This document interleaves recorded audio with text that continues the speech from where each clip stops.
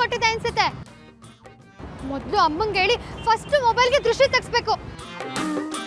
ಗೂಬೆ ಕಣ್ಣು, ದ್ರಾಬೆ ಕಣ್ಣು, ಶುಂಠಿ ಕಣ್ಣು ಬೀಳ್ದೆ ಇರ್ಲಿ, ಥೂ ಥೂ ಥೂ ಅಂತ. ಬಾಯೋ ಬಚ್ಲೋ.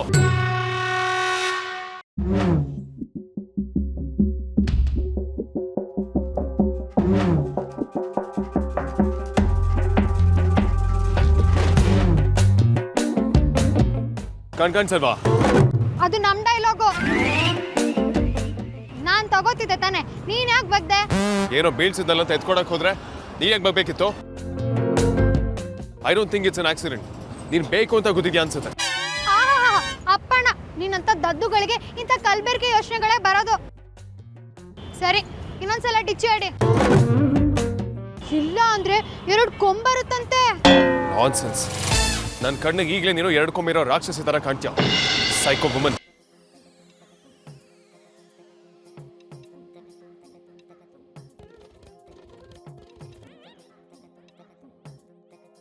ಶುಂಠಿ ಶಂಕರ, ಬೆಳ್ಳುಳ್ಳಿ ಶಂಕರ, ಈರುಳ್ಳಿ ಶಂಕರ, ಕರ್ಮ ಕರ್ಮ.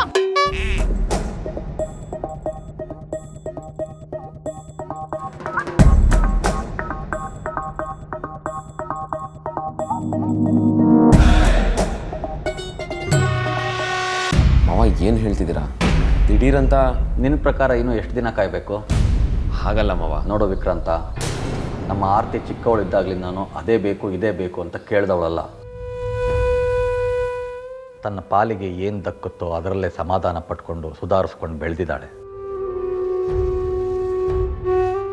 ನಾನು ಅವಳಿಗೆ ಏನು ಬೇಕೋ ಅದನ್ನು ಕೊಡೋ ಪ್ರಯತ್ನ ಮಾಡಿದ್ದೀನಿ. ನಿನ್ನ ವಿಚಾರದಲ್ಲೂ ಅದನ್ನೇ ಮಾಡ್ತಾ ಇದ್ದೀನಿ. ಆದರೆ ನನ್ನ ಉಳಿದ ಮಕ್ಕಳ ಬಗ್ಗೆನೂ ವಿಚಾರ ಮಾಡಬೇಕಲ್ವಾ? ಏನೂ ಆಗಲ್ಲ ಮಾವ, ಎಲ್ಲ ಸರಿ ಹೋಗುತ್ತೆ. ನಾನು ಅದನ್ನೇ ಹೇಳ್ತಾ ಇರೋದು. ವೇದಾಂತ್ ಮದುವೆ ಆಗದೆ ನಿನ್ನ ಮದುವೆ ಆಗೋಲ್ಲ ಅಂತ ನಿಮ್ಮಮ್ಮ ಹಠ ಮಾಡಿದ್ರೆ ನಮ್ಮ ಪಾಲಿಗೆ ಏನೂ ಆಗೋದೇ ಇಲ್ಲ.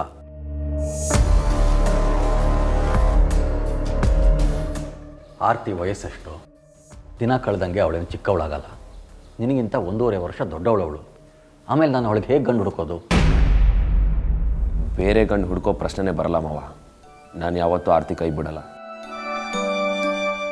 ಹಾಗಂತ ಎಷ್ಟು ವರ್ಷ ಅಂತ ಕಾಯಕ್ಕಾಗತ್ತಪ್ಪ ವಿಕ್ರಾಂತ? ನಮಗೂ ವಯಸ್ಸಾಗತ್ತೆ. ಮೊದಲೇ ಪರಿಗೆ ಆರೋಗ್ಯ ಸರಿಯಿಲ್ಲ. ತನ್ನ ಮಕ್ಕಳು ಮದುವೆ ನೋಡಬೇಕು, ಮೊಮ್ಮಕ್ಕಳನ್ನು ಆಡಿಸ್ಬೇಕು ಅನ್ನೋ ಕನಸು ನಮಗೂ ಇರುತ್ತಲ್ವಾ? ಆರ್ತಿ ಮದುವೆ ತಡ ಆದರೆ ಉಳಿದ ಮಕ್ಕಳು ಮದುವೆನೂ ತಡ ಆಗುತ್ತೆ. ಹೆಣ್ಣು ಎತ್ತೋರ ಕಷ್ಟ, ಅದರಲ್ಲೂ ನಮ್ಮಂಥ ಮಿಡ್ಲ್ ಕ್ಲಾಸ್ನವ್ರ ಕಷ್ಟ ನಿನಗೆ ಅರ್ಥ ಆಗಲ್ಲಪ್ಪ. ಅದಕ್ಕೆ ಹೇಳ್ತಾ ಇರೋದು, ಈ ತಿಂಗಳಲ್ಲಿ ನಿನ್ನ ಮತ್ತು ಆರ್ತಿ ನಿಶ್ಚಿತಾರ್ಥ ಆಗಬೇಕು. ಇಲ್ಲ ಅಂದರೆ ಮಾವ ದಯವಿಟ್ಟು ಹಾಗೆ ಹೇಳ್ಬೇಡಿ ಮಾವ, ದಯವಿಟ್ಟು ಹಾಗೆ ಹೇಳ್ಬೇಡಿ ಪ್ಲೀಸ್. ನಾನು ಮದುವೆ ಬೇಡ ಅಂತ ಹೇಳಲೇ ಇಲ್ಲ. ಆದರೆ ಇದಕ್ಕೆಲ್ಲ ಪರಿಹಾರ ನಿಮ್ಮಮ್ಮನ ಕೈಯಲ್ಲಿದೆ.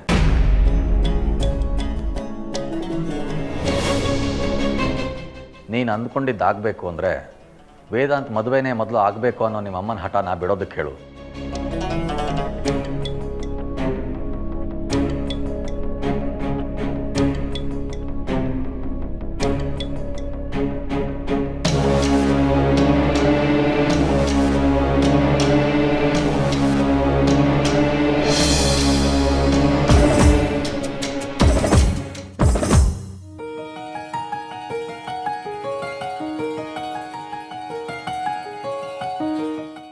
ಮಿಸ್ಟರ್ ಶುಂಠಿ. ಹೇಯ್, ಆಯ್ತು ಶುಂಠಿ ಶಂಕರ,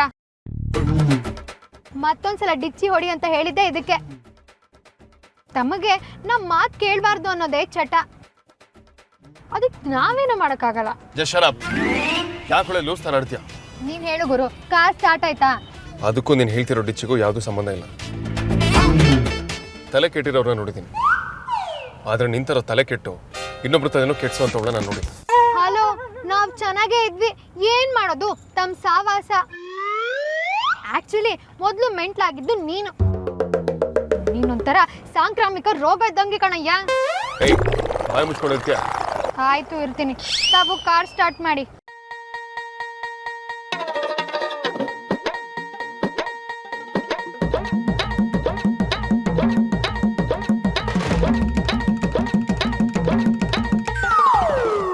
ಬ್ಯಾಟ್ರಿ ಪ್ರಾಬ್ಲಮ್ ಅನ್ಸುತ್ತೆ. ದೃಷ್ಟಿಯಾಗಿದೆ ಕಣಯ್ಯ. ಇನ್ನೊಂದ್ಸಲ ಡಿಚ್ಚಿ ಹೊಡೆಯೋದೆ, ಇಲ್ಲ ಅಂದ್ರೆ ಬ್ಯಾಟ್ರಿ ಸೀದೋಗ್ಬಿಡುತ್ತೆ. ಜಸ್ಟ್ ಶರಾಪ್. ಅದೇ ನಿಮ್ಮ ಅಡುಗೆ ಮನೆ ಪಾತ್ರೆ ಅನ್ಕೊಂಡ್ಯಾ ಸೀದೋಗೋದಕ್ಕೆ? ಯಾಕೋ ಹೇಳಿದ ಮಾತು ಕೇಳೋ ಹಾಗೆ ಕಾಣಲ್ಲ. ಏಯ್, ಏನಿದು ಹುಚ್ಚಾಟ? ಮಾತು ಕಮ್ಮಿ ಕೆಲಸ ಜಾಸ್ತಿ. ಮೊದಲು ಸ್ಟಾರ್ಟ್ ಮಾಡೋ. ಜೀವನ ನಡೆಯೋದೇ ಹೀಗೆ. ಒಂದೊಂದ್ಸಲ ಬೇರೆಯವ್ರ ಮಾತು ಕೇಳ್ಬೇಕಾಗುತ್ತೆ. ಅದ್ರಲ್ಲೂ ನಿನ್ನಂತ ಖಾಲಿ ಬೋರ್ಡೆ ಅವರು ಕೇಳಲೇಬೇಕಾಗುತ್ತೆ. ಏ ಸೈಕೋ, ಇಟ್ಸ್ ಟು ಮಚ್. ಸುಮ್ನೆ ಕಾರ್ ಸ್ಟಾರ್ಟ್ ಮಾಡಯ್ಯ.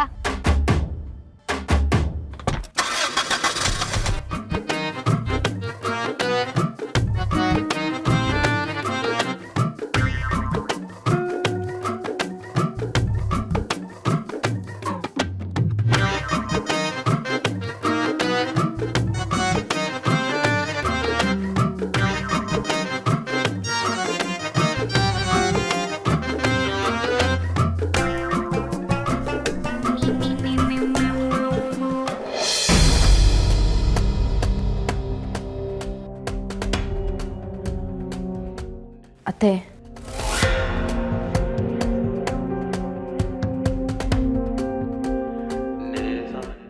ದೇವಸ್ಥಾನದಲ್ಲಿ ನಿಮ್ಮನ್ನು ಕೇಳಿದೆ, ವಿಕ್ಕಿ ಮದುವೆಗೂ ಮುಂಚೆ ವೇದಾಂತ್ ಮದುವೆ ಆಗಬೇಕು ಅನ್ನೋ ನಿಮ್ಮ ಕಂಡೀಷನ್ನ ಹೇಳಿದೆ ಅಂತ ನಿಮಗೆ ಬೇಜಾರಾಗಿದೆ ಅಂತ ನನಗೆ